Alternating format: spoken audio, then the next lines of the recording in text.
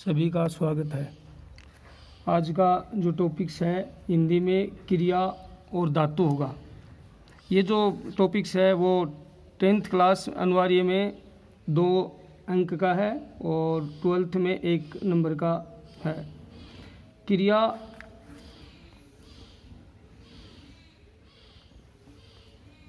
किसी वाक्य में किसी भी काम का करना या होना पाया जाता है उसे साधारणतः क्रिया के नाम से संबोधित किया जाता है। क्रिया के मूल रूप को धातु नाम दिया गया है। धातु शब्द है वो संस्कृत भाषा से लिया गया है। किसी भी क्रिया में जो धातु होता है उसका मूल रूप होता है। जैसे अपन साधारणतः क्रिया में कई उदाहरण लिए जाते हैं, जैसे पढ़ना, लिखना, ये हिंदी में धातु कहलाती हैं। पढ़ना में जो क्रिया का मूल रूप है अर्थात धातु है वो है पठ, और लिखना में जो धातु होती है वह लिख होती है। तो क्रिया के मूल रूप को धातु कहते हैं और क्रिया होती है वो किसी वाक्य में काम का बोध कराती है। एक होता है क्रियापद। किसी वाक्य में क्रिया का जो विश्लेषण किया जाता है उसको नाम दे दिया जाता है क्रियापद। ये जो क्रियापद होता है वो किसी भी वाक्य में एक अपनी भूमिका निभाता है।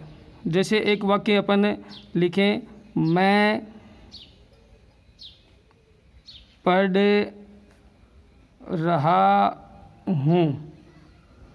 अब इसमें जो क्रिया है वो पढ़ना हो गई और ये इसका क्रियापद हो गया।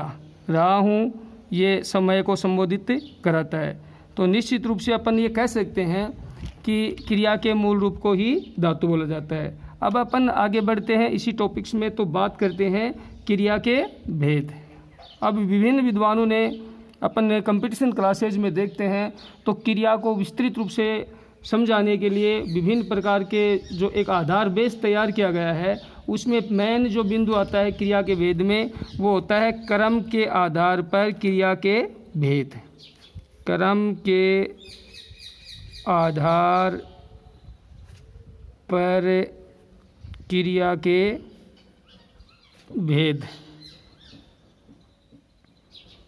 देखिए स्टूडेंट्स, क्रम के आधार पर क्रिया के 2 भेद होते हैं। पहला जो भेद होता है उसको नाम दिया गया है सकर्मक क्रिया। सकर्मक क्रिया। दूसरा भेद है क्रम के आधार पर वो है अकर्मक क्रिया।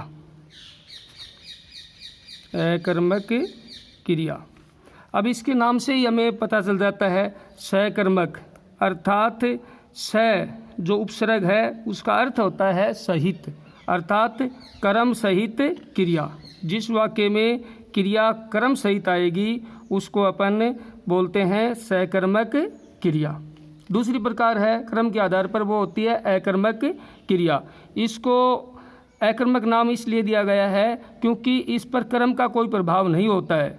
वाक्य में जो क्रिया होती है वो कर्म के अनुसार है, वो बोध नहीं कराती है। तो अपन क्रम के आधार पर क्रिया का पहला भेद उदाहरण सहित समझेंगे तो सकर्मक क्रिया होती है, और सकर्मक क्रिया होती है वो क्रम सहित क्रिया होती है। जैसे इसका उदाहरण अपन लेते हैं, सकर्मक क्रिया का उदाहरण लेते हैं। मोहन पुस्तक पढ़ रहा है। अब इसकी पहचान करने के लिए, मोहन पुस्तक पढ़ रहा है, इसकी पहचान करने के लिए हमें ये देखना पड़ता है कि क्रिया सकर्मक है कि अकर्मक है। तो क्रिया से पहले अपन क्या लगा सकते हैं, तो अगर इसका जवाब हमें पॉजिटिव मिलता है तो ये क्रिया सकर्मक कहलाती है।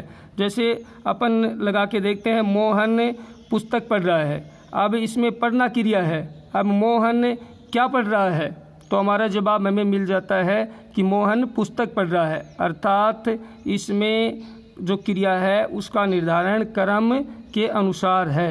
तो सकर्मक क्रिया की पहचानने के लिए एक अच्छी विशेषता यही होती है कि क्रिया से जस्ट पहले अपन क्या लगा के देख लें। अगर हमारा जवाब, सवाल का जवाब, उत्तर, आंसर पॉजिटिव आता है तो क्रिया सकर्मक होती है, अन्यथा क्रिया अकर्मक के शामिल में चली जाती है। अपन अब दूसरा उदाहरण लेते हैं अकर्मक क्रिया का। अकर्मक क्रिया का, अब अकर्मक की क्रियाएं होती हैं, वो व्याकरण में अकर्मक क्रियाएं हैं वो बहुत सी होती हैं। अब अकर्मक क्रियाएं हैं, अपन क्रिया से जस्ट पहले अगर सवाल करते हैं और उसका हमें कोई सकारात्मक सवाल का उत्तर नहीं मिलता है तो क्रिया है वो अकर्मक कहलाती है। जैसे है रोना, राधा रो रही है। इस वाक्य में अपन रोना क्रिया हो गई। अब रोना से पहले अपन लगा के देखते हैं तो ये हमें नेगेटिव उत्तर है वो मिल जाता है। इसका मतलब ये क्रिया क्या हो गई, अकर्मक क्रिया कहलाती है। अर्थात इसमें दोनों में कंफ्यूज होने की ज़्यादा आवश्यकता है नहीं। क्रम के अनुसार क्रिया का निर्धारण होता है वो सकर्मक होता है, और जब क्रम प्रधान क्रिया नहीं होती है तो वो क्रियाएं अकर्मक क्रियाएं कहलाती हैं। अब इसी के आधार पर अपन ने, ये थे क्रम के आधार पर क्रिया के भेद। अब अगला इसी का विश्लेषण करते हैं। तो क्रम की संख्या के आधार पर अमूमन यह एक डीपली बिंदु है जो कंपटीशन एग्जामों में अक्सर करके ऐसे प्रश्न आते हैं कि एक तो क्रम है, क्रम के आधार पर क्रिया के दो भेद होते हैं, और क्रम की संख्या के आधार पर और दो प्रकार की क्रियाएं होती हैं। अब अगला बिंदु होता है हमारा क्रम की संख्या, नंबर, संख्या के अनुसार भेद।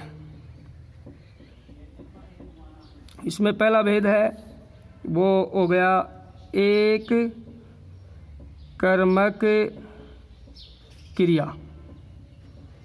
एक कर्मक क्रिया की सीधी पहचान होती है जिस क्रिया में, अगर वाक्य देखते हैं अपन, और वाक्य में जहाँ एक कर्म की प्रधानता होती है वहाँ पर एक कर्मक क्रियाएं होती हैं। जैसे उदाहरण देखते हैं, शोभा पुस्तक पढ़ती है।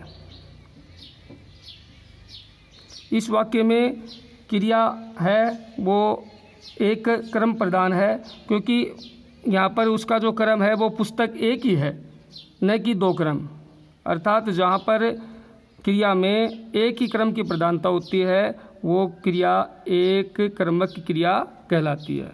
अब हम दूसरा इसका भेद लेते हैं संख्या के अनुसार में। दूसरा है बहुकर्मक क्रिया। बहुकर्मक क्रिया, बहुकर्मक क्रिया ठीक इसके एक तरह से अपोजिट हो गई। जिस क्रिया में मान लीजिए एक से अधिक कर्म होते हैं, जिस क्रिया में एक से अधिक कर्म होते हैं वो क्रिया बहुकर्मक क्रिया कहलाती है। उदाहरण के तौर पर अपन देखते हैं, जैसे राम मोहन को पुस्तक पढ़ा रहा है। राम मोहन को पुस्तक पढ़ा रहा है। इस वाक्य में अपन कर्ता देखते हैं तो राम और किसको पढ़ा रहा है, मोहन को। अब तो मोहन, एक तो क्या हो गया क्रियापद मोहन और एक पुस्तक, अर्थात इसमें क्रिया है उसके दो कर्म हो गए, इसलिए ये क्रिया है वो बहुकर्मक क्रिया कहलाती है। अर्थात सीधी सी बात यह है कि जिस क्रिया में एक क्रम की प्रधानता होती है वह क्रिया एक क्रमक क्रिया कहलाती है। जैसे शोभा पुस्तक पढ़ती है, रमेश खेलता है, ये सब वाक्य आ जाएंगे वो एक क्रमक क्रियाएं होंगी। और दूसरा इसका जो प्रकार है वो बहुकर्मक क्रियाएं होती हैं। बहुकर्मक क्रिया में एक ही कर्ता के दो क्रम होते हैं। यहाँ पर राम मोहन को पुस्तक पढ़ा रहा है तो यहाँ पर मोहन और राम पुस्तक हैं वो उसके दो क्रम हो गए। ये हो गई क्रम की संख्या के आधार पर क्रिया के भेद। अगला टॉपिक से इसका छूटा हुआ भाग है वो अपन कल पूर्ण कर लेंगे। धन्यवाद।